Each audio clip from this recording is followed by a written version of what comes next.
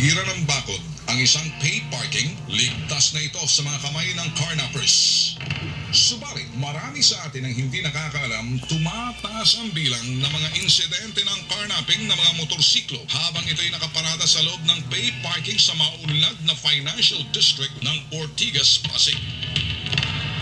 Isa sa mga nabiktima ng mga nakakarap na motor sa loob ng isang open space paid parking sa Ortigas ay si Merrick. Lumapit sa bitag. Nakahanap yung motor namin sa may Ortigas, sa may Emerald Avenue, sa may secure parking. Yung parking niya, open lang. Wala. Sa barangay na nakakasakop sa Ortigas, Pasig, ang Barangay San Antonio, hindi na raw bago ang sumbong ni Merrick dahil buwan-buwan nangyayari ang carnapping ng mga motor sa loob ng pay parking sa financial district ng Ortigas, Pasig City simula noong Enero taon kasalukuyan. Minsan nag-range tayo from 4-3 ganun. Yung July, yung nasa record ko, 3 po. Itong August, 4. Sabihin na natin mga 95% ng reported sinanakaw ng mga motorsiklo, kadalasan po sa loob ng parking spaces. Dahil dito, naalarmang lungsod ng Pasig sa nakakabahalang pagtaas ng bilang ng mga nakarap na motor sa loob ng pay parking. Actually po, nababahala din kami, yung chairman namin, yung Dara suspect sa karnap. Oh!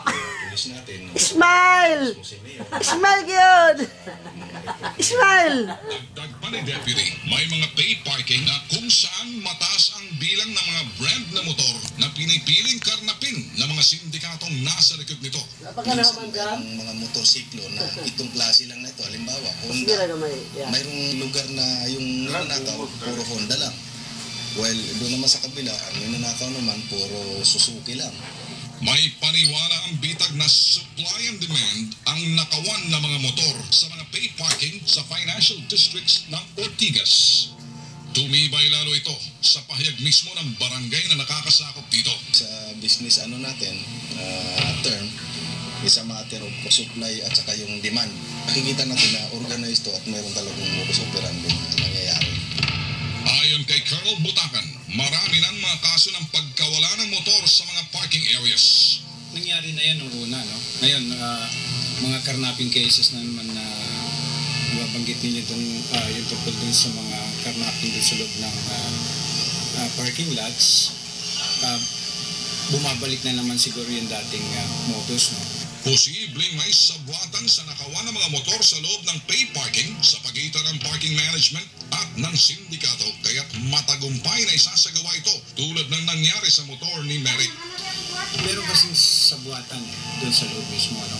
Like dito sa isang mall dito malapit sa within Quezon City, meron kasi dati dyan na talagang ipinapasok, pagpasok ng isang sasakyan, meron nang nagtuturo kung ano yung pipirahin. I-deny na lang nung siguro yung mga kasabwat nilang security doon. Pero I'm not saying na may kasabwat sila ngayon. At least yung nangyayari ngayon dito sa mga parking lots na nawawala na ng mga motorsiklo, panibago na namang modus yan na parang bumabalik yung dati. Alam mo, ang syndicate, hindi lang sa motorsiklo, kahit sa mga kotse, pagka gusto nilang makuha din sa isang lugar o makita lang yung pinakamaraming sasakyan at yung pinakamaluwag na pag-secure ng mga sasakyan na yun, doon sila papasok. Actually, pag sinabi mo kasi syndicate at is organized, diba? So, isa yun sa mga ginagawa ni-employ nila yung magagamit ng tao. Himutok ng biktimang si Merrick sa bitag. Ayaw panagutan ang kanyang inarereklamong pamunuan ng secure parking ang kanyang motorsiklong nakakarnap sa loob ng kanilang pay parking. Kaya kami lumapit dito para ireklamo yung parking area na yun dahil wala raw silang pananagutan doon sa nawalang motor. Nakausap ko yung management ng parking. Bali, ang nakausap ko doon yung supervisor. Nung kausap ko siya, galit pa siya sa akin Matapang pa siya Ang sabi niya, wala raw liability yung kumpanya nila doon sa mga nawawala. Kaya sabi ko, ganun lang yun. Nawalan kami ng motor pero yung ticket pagka nawala, kailangan magbayad ka ng 200. Subalit, ayon kay Attorney Francis Ihenias, spokesperson ng Philippine Parking Association Conference, Hindi maaaring gamitin dahilan ng mga nakasulat sa ticket upang makaiwas ang pamunuan ng pay parking na panagutan ang mga nawala o napinsalang sasakyan sa loob ng pay parking. Na kahit may nakalagay doon that the parking management is not liable, still, liable pa rin sila. If something happened, no, yung sa mga nakapark na vehicle or motorcycle. Pero kung halimbawa, it's petty theft, no? Tapos, it happened dahil sa kapagbayan nila, they should be liable. Ang thing there is, kailangan itago niya talaga yung parking ticket kasi that serves as a contract between the parker and the parking lot. It can still be proven na pinark nga niya dun sa parking area, pero it will require competent evidence to convince kung sino man yung judge na talagang pinark nga.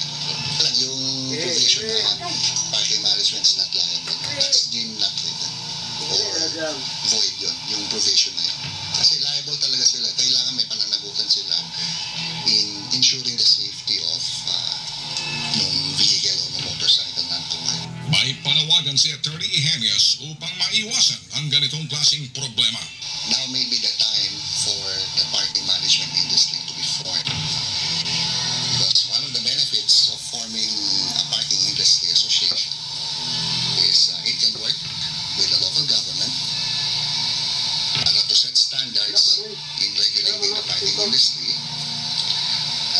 One thing there is pwedeng i-require ng local government na before we issue you a permit to operate a parking space, you should get first a clearance or a certification from the industry association that you are conforming to the industry's standard.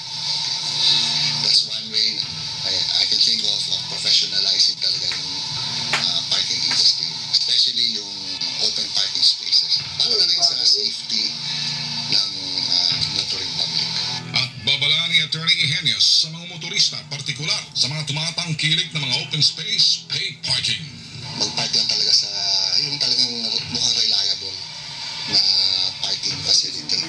So as much as possible na lang, if we can avoid parking sa open parking spaces, let's do so. Ano ba naman yung mag-park tayo sa mall, baka lang malapit lang yung appointment natin. Kasi malaki talaga yung risk pag sa open parking.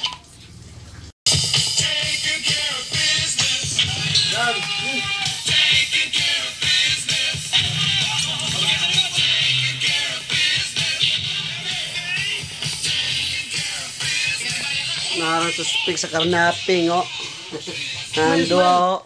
Kanama mo na yung mastermind, oh. Ismail, be. Ismail, be. Ismail, gyud. Ismail, gyud. Ismail, ha. Kaya pasig pa akong takakaroon. Yeah. Kisay suspect sa karnaping, ako. Ikaw, be. Otro. Skinsa. Kisay suspect sa karnaping, ako. Nice ka dong. Susnaong pa na. Be. Jaranaong pa na. Director sa karnaping.